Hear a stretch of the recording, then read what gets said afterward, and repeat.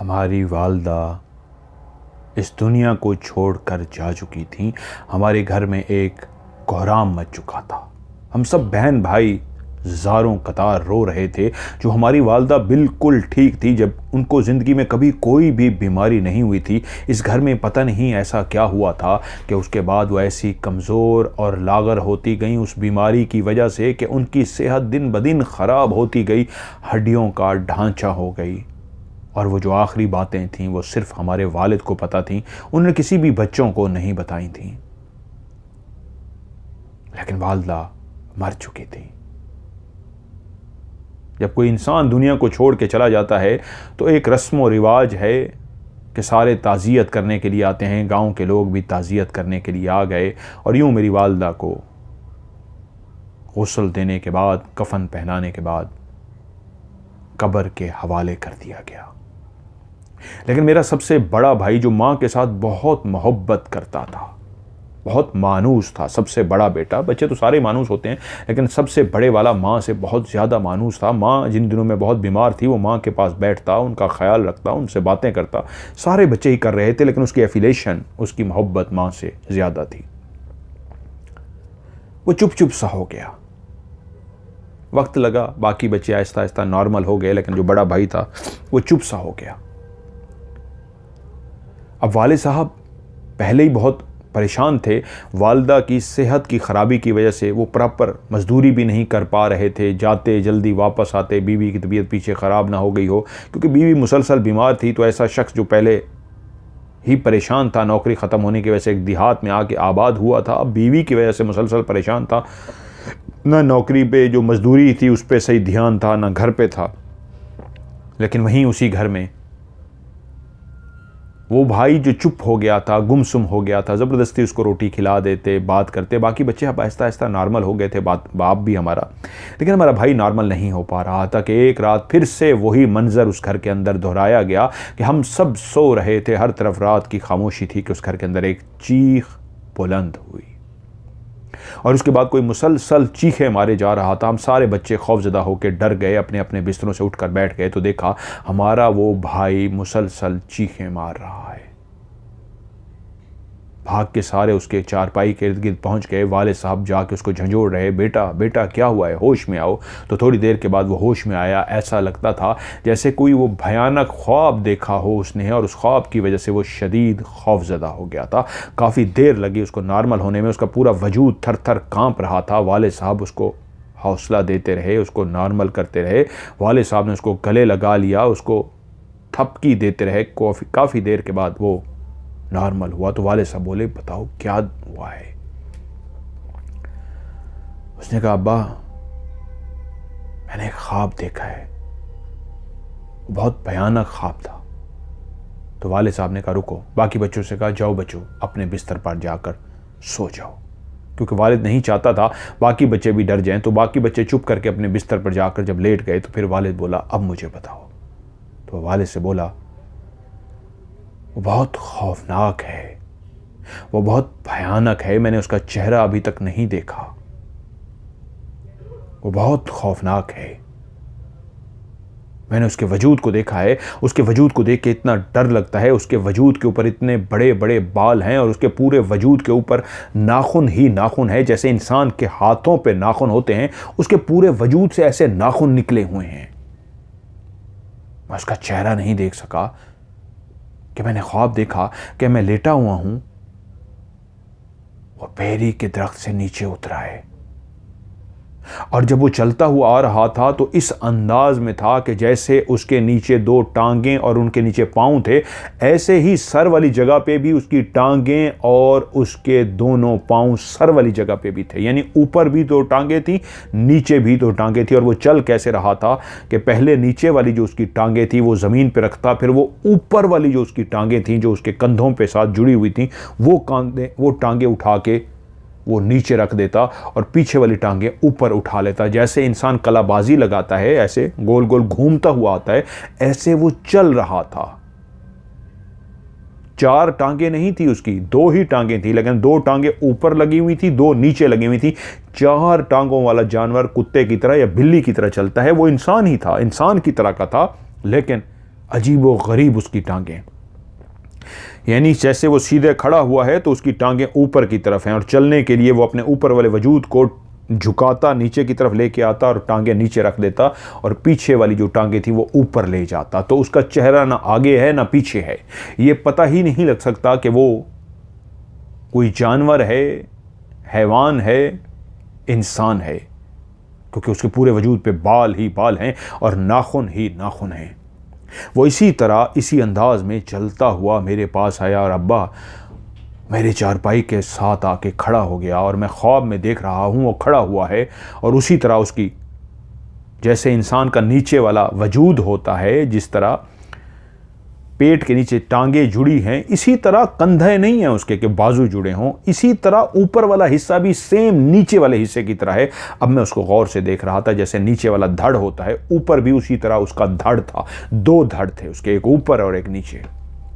और तभी उसने अपने हाथ जो पूरे बालों से भरे हुए थे, उसके ऊपर नाखून थे और उसकी उंगलियों के आगे नाखून ही नाखून थे, इतने बड़े बड़े 5-5, 6-6 इंच, 7-7 इंच के बहुत बड़े नाखून, टेढ़े नहीं सीधे। और वो सीधे हाथ मेरी गर्दन की तरफ लेके आया और उसने मेरी गर्दन को दबाना शुरू कर दिया। बाप परेशान हो गया कि बेटा एक ऐसा ख्वाब देख रहा था और देख के डर गया था कि बीवी ने भी एक ऐसा हाथ देखा था जिसके आगे ऐसे नाखून थे और वो इस तरह डरती थी। अब वो बेटा उस तरह का आज उसने ख्वाब देखा था। बाप ने कहा, बेटा क्योंकि तू अपनी माँ से बहुत प्यार करता है, तेरी माँ भी ऐसा ख्वाब देखती थी, शायद तू ऐसा सोचता रहा है, तो तेरे दिमाग में भी कोई ऐसा ख्याल आया है, तूने ऐसा ख्वाब देखा है, घबराओ मत। बाप ने बहुत हौसला दिया और उसको सुला दिया। और उसके बाद उठ के बाप दूसरे बच्चों की चारपाई पे भी गया और उनसे बोला, तुम्हारा भाई ख्वाब में डर गया था, माँ चली गई है, सबको दुख है, लेकिन वो माँ से बहुत प्यार करता था, बहुत दुखी है, इसलिए डर गया है। बच्चे भी रिलैक्स हो गए, सारे सो गए। लेकिन भाई का ये चीखो पुकार वाला सिलसिला उसी तरह शुरू हो गया जैसे हमारी माँ के साथ था। अब वो इसी तरह रात को सोए सोए जोरों शोर से चीखें मारना शुरू कर देता और वालिद जाके उसको झंझोड़ता, उस ख्वाब से बेदार करता और उसके बाद वो कांप रहा होता, उसका पूरा वजूद थर थर कांप रहा होता। वालिद उसको हौसला देते और अपने बेटे को संभालते। वालिद ने फैसला किया कि अब इसको मैं रोज़ अपने साथ काम पे लेके जाऊंगा। वालिद उसको अपने साथ काम पे लेके जाना शुरू हो गया। सारा दिन वो काम करता, थका हारा घर आता। वालिद को उम्मीद ये थी कि इतनी गहरी नींद में सोएगा कि कोई ख्वाब नहीं देख सकेगा, क्योंकि सारे दिन की इसके ऊपर थकावट सवार होगी। और ऐसा ही था, उसके ऊपर सारे दिन की थकावट सवार होती, लेकिन जब घर पहुंचता और वो रात को सोता था तो फिर से वही ख्वाब देखता था। अब वालिद साहब बहुत परेशान हो चुके थे कि बेटा भी मुसलसल उसी तरह का ख्वाब देख रहा है जैसे पहले उनकी बीवी देखती थी। लेकिन वो एक पहले बुजुर्ग के पास गए थे, उनसे बात की थी, उन बुजुर्ग ने तो कुछ भी ऐसा नहीं बताया था, कहा था एक ख्वाब है, ये है, वो है, इससे कोई नहीं इंसान। वो मुतमईन हो गए थे, लेकिन ऐसा क्या हो सकता है, कैसे पॉसिबल है एक ही ख्वाब जो माँ देखती थी वो बेटा भी देख रहा है।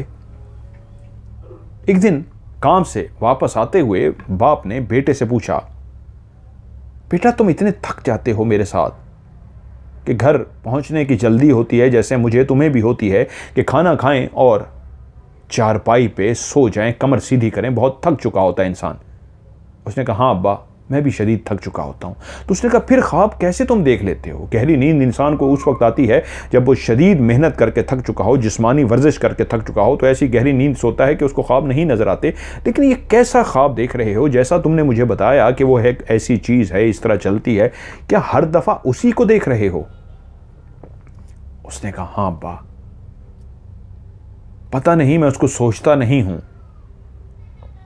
ऐसा नहीं है कि दिन की रोशनी में मैं उसको बहुत ज़्यादा सोचता हूँ और जिसकी वजह से मैं उसको रात को देखता हूँ, मैंने तो उसके बारे में कभी सोचा ही नहीं। अब्बा माँ ने तो सिर्फ इतना बताया था कि एक हाथ है वो जो आके उसकी गर्दन को दबाता है, मैं अगर सोचता तो एक हाथ को सोचता। ये तो एक अजीब व गरीब सी चीज़ है और ये हमेशा आता उसी बेरी के दरख्त के ऊपर से है और इतना ये भारी भरकम है, इतना बड़ा है, मैं हैरान होता हूँ ये बेरी के दरख्त पे कैसे सवार हो जाता है और वहां से उतरता भी इसी तरह ही है जिस तरह चलता हुआ आता है। और अब्बा मैं आपको बताऊं, वो पहले एक दो दिन जो मैंने ख्वाब देखा मुझे समझ नहीं आया, फिर मैंने उसको गौर किया ख्वाब में, तो वो जब आता है तो रुक के बेरी के दरख्त के पास खड़ा होकर पहले देखता है, सारे चारपाइयों को देखता है और उसके बाद सीधा चलता हुआ मेरी चारपाई की तरफ आता है।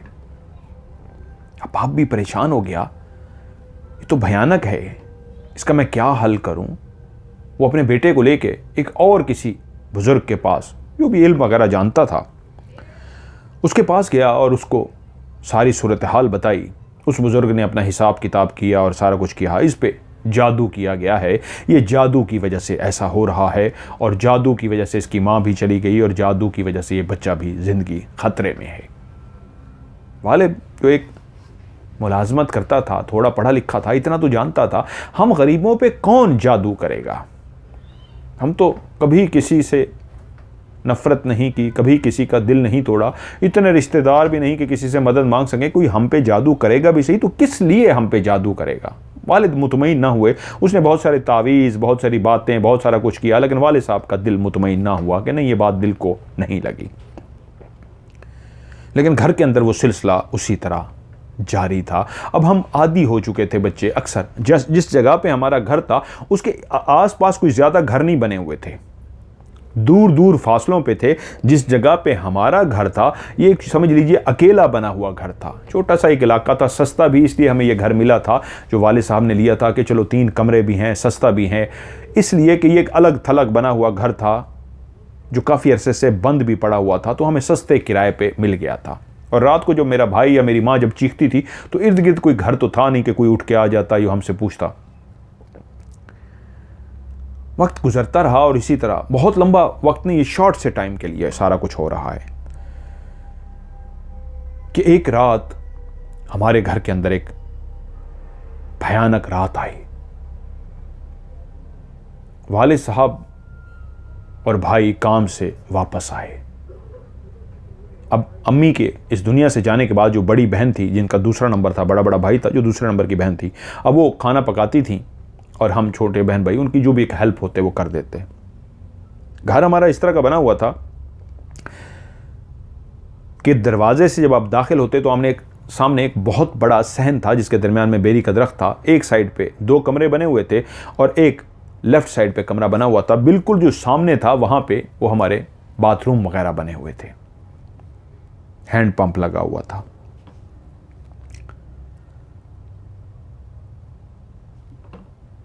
उसी तरह घर के अंदर आके बाप ने और भाई ने हमारे ने खाना वगैरह खाया, कुछ देर बैठे गपशप की और उसके बाद सहन के अंदर जो चारपाइयां बिछी हुई थी, हर कोई अपनी अपनी चारपाई पे जाकर लेट गया।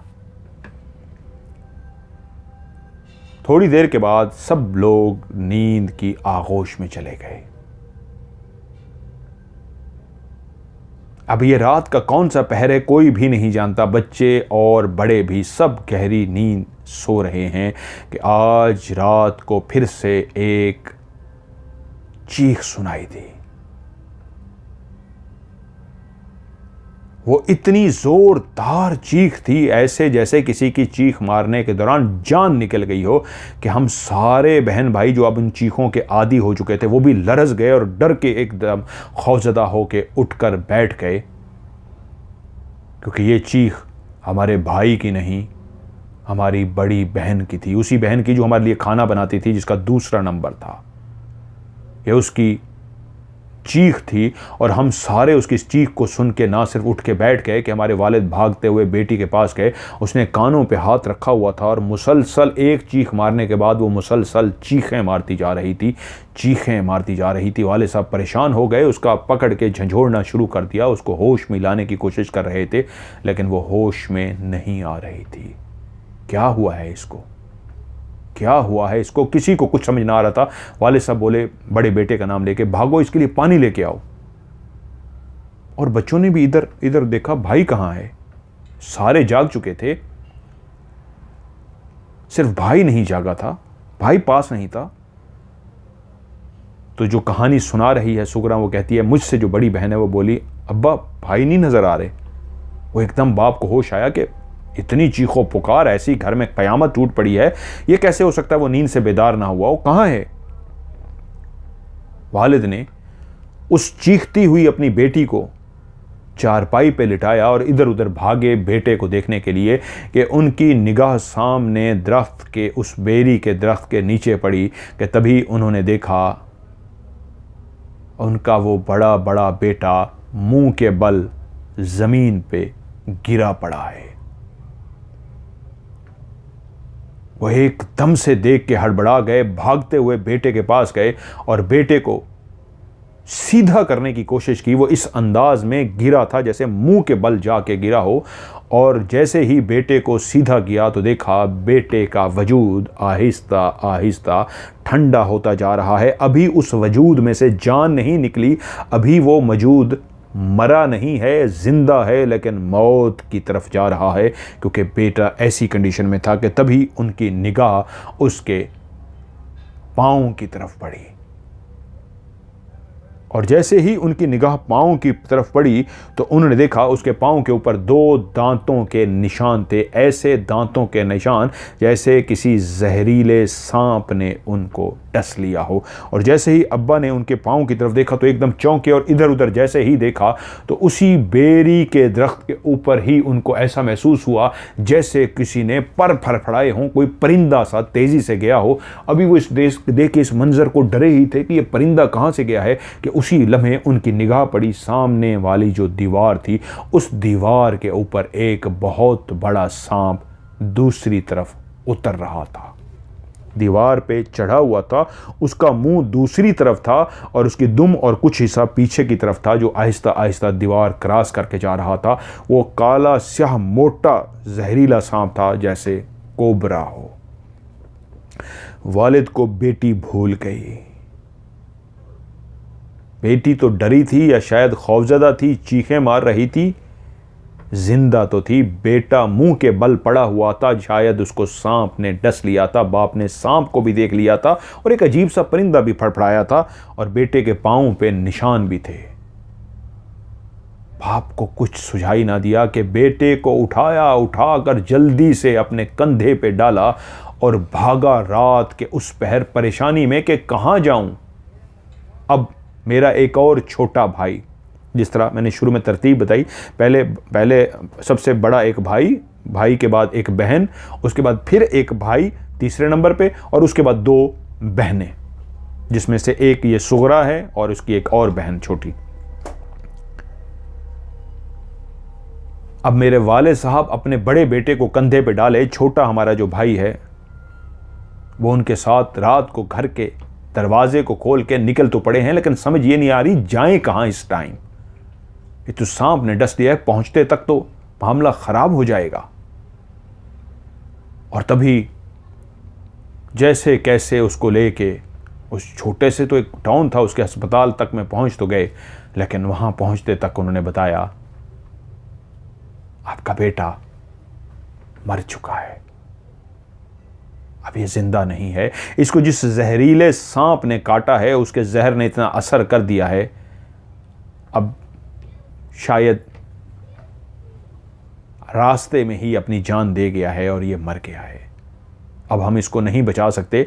अगर ये जिंदा होता भी सही, हम इसको तब भी नहीं बचा सकते थे। उसकी वजह यह है, सांप अगर डस ले तो उसको भी ट्रीटमेंट देते हुए, दवाइयाँ लगाते हुए, इंजेक्शन लगाते हुए काफ़ी टाइम लगता है, और हमारे इस छोटे से गांव के अंदर सांप की बचाने वाली कोई दवाई है ही नहीं। हम तब भी नहीं बचा सकते थे। अगर दवाई होती भी तो तब भी आप इतनी देर से आए थे कि हम इसको नहीं बचा सकते थे। कोई जहरीला सांप था, उसका जिस्म सारा नीला पड़ चुका है, और वहीं हमारे भाई ने जान दे दी। हम पे कयामत टूट पड़ी थी। भाई ने जान दे दी थी और उधर अभी घर का हमें होश नहीं था, जहां हम अपनी उस बहन को उसी तरह चीखो पुकार करते हुए छोड़ के आ गए थे। जब वालिद अपने बेटे को देखने के लिए गए थे कि बेटा कहाँ है, आवाज़ दी और वो पास नहीं आया कि यार बहन की ये हालत है और देखो वो भाई नहीं आ रहा।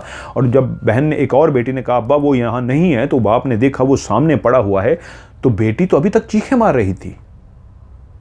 बाप के दिमाग ने काम करना ही छोड़ दिया था।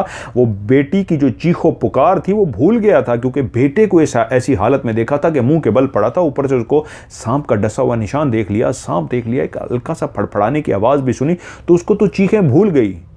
जब बेटा पता लगा अस्पताल में मर चुका है, इस फानी दुनिया को छोड़ चुका है, तब बाप को होश आया कि बेटी को भी मैं चीखें मारते हुए छोड़ के आया हूँ, इसके वजूद को तो मैं नहीं बचा सका, मैं भागूं और अपनी बेटी को जाके बचाऊं।